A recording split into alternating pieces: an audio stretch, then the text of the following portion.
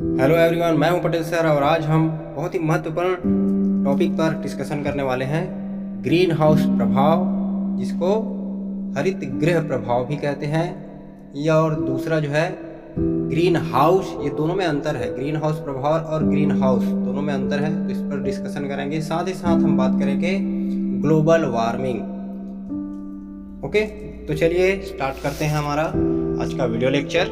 तो green house प्रभाव है क्या, सबसे पहले तो ये जानते हैं। तो ग्रीन हाउस प्रभाव एक प्राकृतिक घटना है, या हम ये भी कह सकते हैं कि ग्रीन हाउस प्रभाव एक प्राकृतिक वरदान है पृथ्वी के लिए और पृथ्वी में रहने वाले सभी जीव जंतुओं के लिए।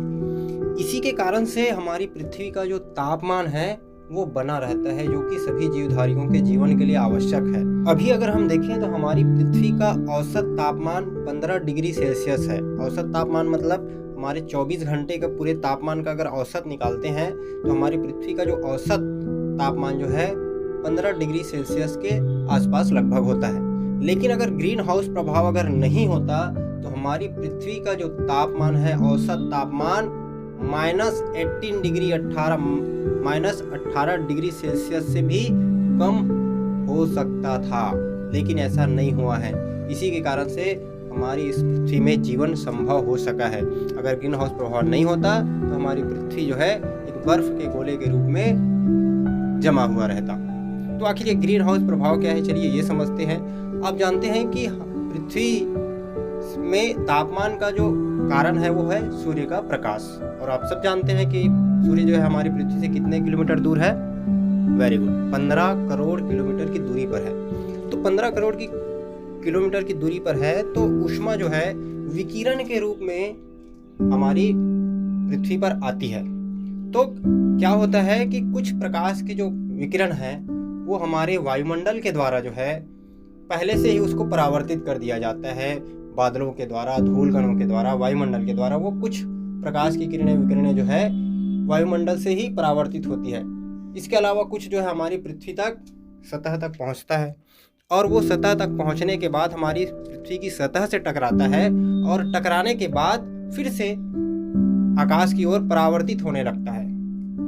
फिर से वो अंतरिक्ष में जाने लगती है। लेकिन क्या होता है कि जो हमारी पृथ्वी में जो वायुमंडल है, उन वायुमंडल में मुख्य रूप से कुछ ऐसे गैसें हैं जो इन प्रकाश की किरणों को अंतरिक्ष में वापस लौटने से ये रोक लेता है, उसको अवशोषित कर लेता है, उसको वापस पृथ्वी में भेज देता है। और ये जो प्रमुख गैसें हैं कौन कौन से हैं, सबसे मेन जो है इसमें कार्बन डाइऑक्साइड गैस, इसके अलावा मीथेन गैस, इसके अलावा नाइट्रोजन के नाइट्रस ऑक्साइड, जिसको लाफिंग गैस कहते हैं, इसके अलावा जो धूल के कण हैं ये जो है, इसके अलावा जो है CFC क्लोरोफ्लोरोकार्बन, ये जो 4 प्रमुख गैसें हैं जो इन प्रकाश की विकिरणों को अंतरिक्ष में वापस परावर्तित होने से रोक लेता है, जिसके कारण से हमारे पृथ्वी का वायुमंडल गर्म बना रहता है।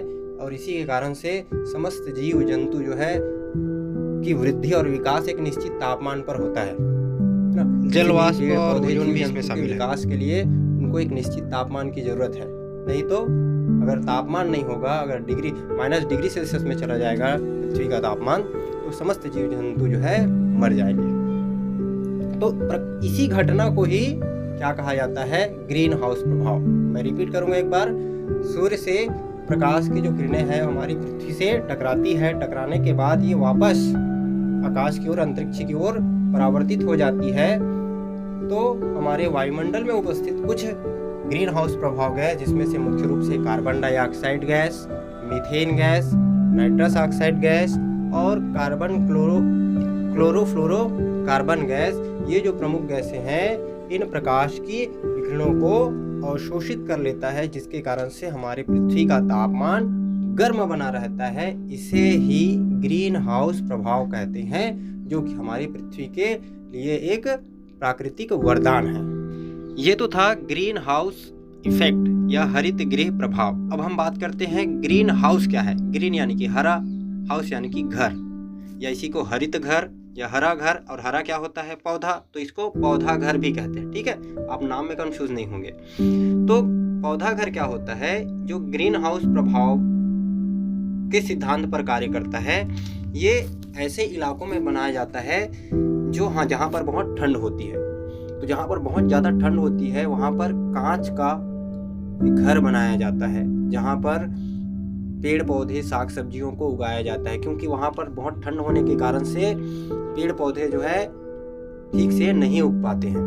तो क्योंकि पेड़ पौधों को क्या चाहिए, वृद्धि करने के लिए एक निश्चित तापमान की जरूरत होती है, तो ये एक निश्चित तापमान उसको नहीं मिल पाता, तो वहाँ पर कांच के घर बनाया जाता है। तो ये कांच के घर में क्या होता है, कांच में जो प्रकाश की जो छोटे तरंग वाले जो प्रकाश के विकिरण जो होते हैं वो आर पार आ जा सकते हैं, लेकिन वो जो बड़े जो प्रकाश के जो तरंग होते हैं, विकिरण जो होते हैं, वो अंदर न तो अंदर से बाहर जाते हैं जा सकते हैं, ना बाहर से अंदर जा सकते हैं। तो क्या होते हैं, जो प्रकाश की किरणें जो है कांच के घर में छोटी तरंगे जो है उसके अंदर प्रवेश करती जाती है और वहाँ का जो घर के अंदर जो वायु होता है वो क्या हो जाता है, गर्म हो जाता है, और गर्म होके खुद वो विकिरण उत्सर्जित करने लगता है, और जो बड़े तरंग वाली जो विकिरणें हैं वो उस कांच के भीतर से बाहर नहीं आ पाता, जिसके कारण से उसके अंदर का तापमान बना रहता है, जो वहाँ जो भी पेड़ पौधे जो उगाए जाते हैं उनकी वृद्धि के लिए बहुत ही लाभदायक होता है।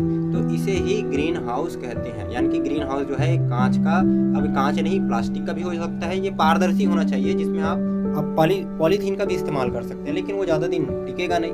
तो पारदर्शी होने से प्रकाश जो है अंदर भीतर उसके अंदर जा सके, तो ये जो है ग्रीन हाउस कहलाता है। समझ में आई बात? तो ग्रीन हाउस कांच का पारदर्शी घर होता है जो ठंडे इलाकों में बनाया जाता है पेड़ पौधों की वृद्धि के लिए।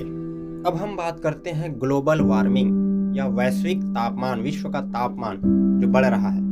तो आखिर कारण क्या है? तो ग्लोबल वार्मिंग को हम सिंपल से कहें कि हमारी मानवीय क्रियाकलापों के कारण से जो प्रदूषण हो रहा है, जिसके कारण से हमारे वायुमंडल का जो तापमान है, हमारी पूरी पृथ्वी का जो तापमान है, पृथ्वी के पूरे वायुमंडल का तापमान जो है धीरे धीरे लगातार बढ़ रहा है, वृद्धि हो रही है, हमारे वायुमंडल के तापमान में वृद्धि हो रही है, जिसे ही ग्लोबल वार्मिंग या वैश्विक तापमान कहा जाता है।